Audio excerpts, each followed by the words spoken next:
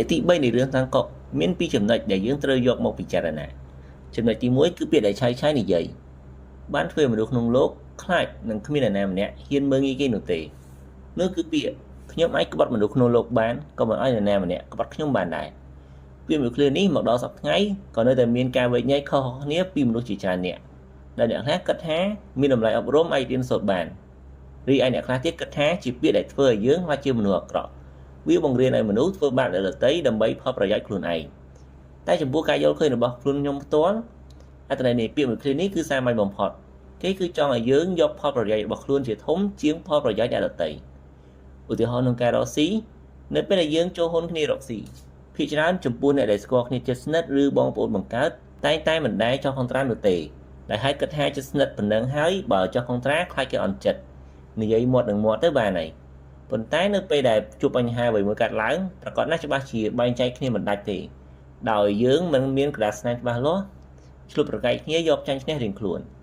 ត្រង់កន្លែងនេះហើយដែលយើងត្រូវយកពាក្យដែលឆាយនិយាយនេះមកប្រើប្រាស់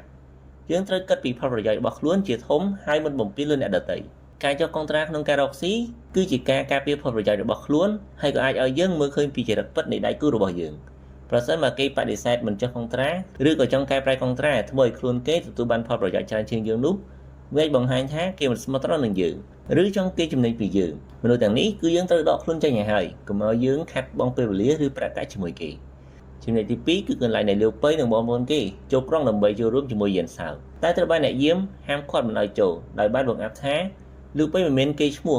ហើយត្រូវបានឆាយមកជួយរួចនិយាយពាក្យមួយឃ្លាថាកុំមើលមនុស្សតែសម្បកក្រៅពេលនេះគេមិនមានគេឈ្មោះសាក់យោ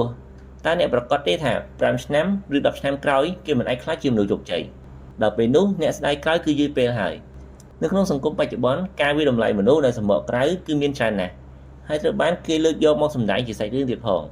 ហើយចុងក្រោយអ្នកដែលត្រូវបានគេមើលងាយនោះរមែងតែជោគជ័យហើយត្រឡប់មកសងសឹកនឹងអ្នកដែលធ្លាប់ធ្វើបាបគេដូចនេះយើងត្រូវចងចាំថាវាសនារបស់មនុស្សម្នាក់សុទ្ធតែមិនដូចគ្នានោះទេសូមកុំមើលងាយអ្នកដទៃដោយសម្បកក្រៅអ្នកអាចរាប់អានពួកគេដោយស្មារតីគ្នាឬក៏ទទួលរាក់ទាក់ពួកគេដោយអ្នកដទៃទៀតគឺបានហើយគ្មានអ្នកណាម្នាក់ហ៊ានប្រកាសថាពួកគេនឹងមិនជោគជ័យនៅថ្ងៃអនាគតនោះទេសូមចងចាំពាក្យមួយឃ្លានេះជានិច្ចសុខចិត្តមិនឲ្យមិត្តម្នាក់ល្អជាងបង្កាត់សត្រូវម្នាក់